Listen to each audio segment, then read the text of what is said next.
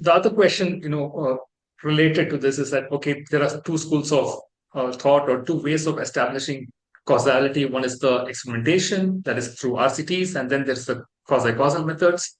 Uh, are RCTs, possible in marketing? Because some platforms, if you recollect, on their documentation, on their website, they say, hey, we do, RCTs. But I think a very recent paper from, I forget the name, but there was a commentary from Ron Kohavi on that paper. And he said that, these experiments are not technically RCTs. They are not randomized well, and, and hence you shouldn't be holding them to the higher standards of an RCT. What's your comment on that? Are RCTs possible in marketing?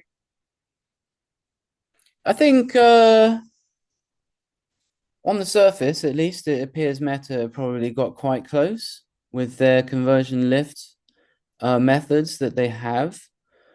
Overall, maybe not. I mean, an important part here is I think I'm not 100% sure, but either that discussion or similar sounding discussions for sure, like relate to A/B testing on ad platforms, right? So, for example, on Facebook ads, if you do an A/B test, you can target an audience, target that same audience again into ad sets, we call them, and it's going to make sure that no one in ad set A sees anything from ad set B, and you can test some stuff, right? But if you see an uplift of one over the other, that doesn't necessarily just mean it's that much better. It's kind of complicated, and those things they have their use, right?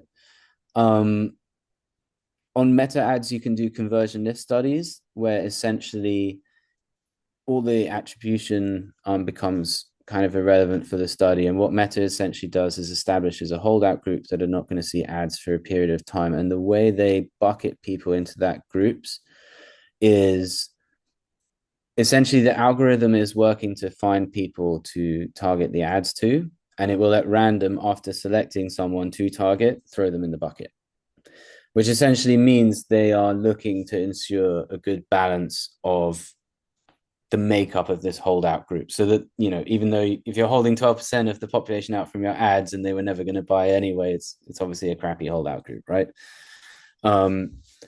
So those methods feel pretty good. They can replicate it. They can kind of do that because of the massive scale they've got and the sort of login profile based measurement that they can execute. But yeah, I don't know if other social channels where they're at with this kind of testing at the moment. I imagine it's all in development or probably happening at the moment, but that's the closest I think we can get to it. Understood.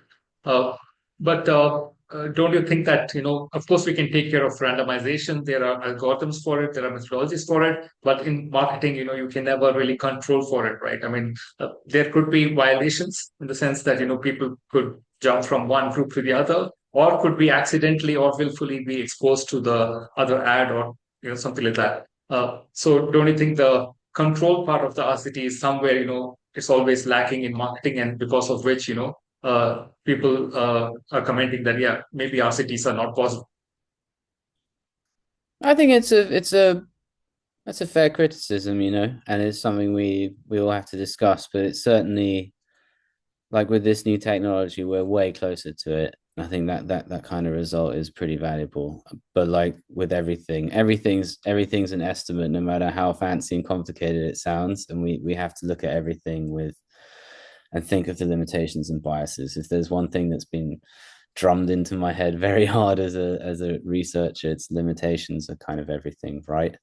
Um, and with the lift study, you've got ad stock problems as well. Like the estimate has a bias because of the ad stock of ad spend that happened before the test started, and there's always a lot of issues with everything.